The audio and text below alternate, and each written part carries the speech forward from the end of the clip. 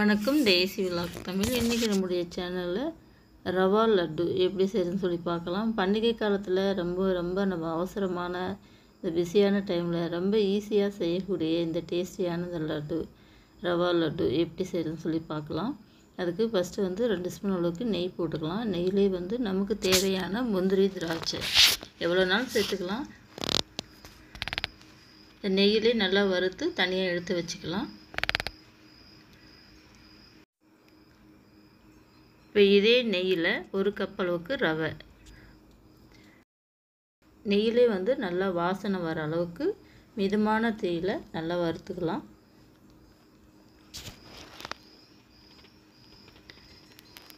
நல்லா பாருங்கள், ரவை நல்லா வறுபட்டு நல்லா தனித்தனியாக இந்த மாதிரி நல்லா பளபளன்னு இருக்குது. இப்போ இந்த ஸ்டேஜில் ரவை எடுத்து அதே கப்பில் 1/2 கப் அளவுக்கு சர்க்கரை எடுத்துக்கலாம். சர்க்கரை நான் இதில் நான் பொடிச்சு போடலை, அப்படியே முழு சர்க்கரையாக தான் போட்டிருக்கேன்.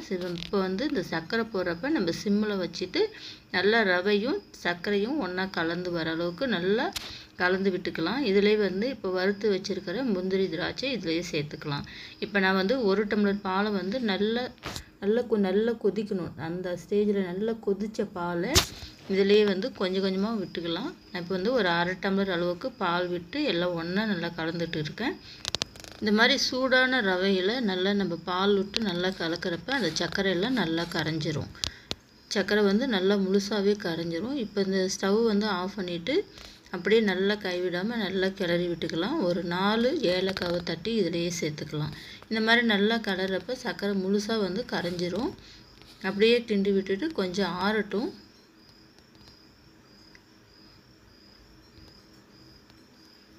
எல்லாம் ஒன்றா சேர்ந்து சர்க்கரை நல்லா கரைஞ்சி வந்துருச்சு.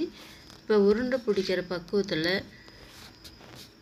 கொஞ்சமாக கையில் நெய் போட்டுக்கலாம்.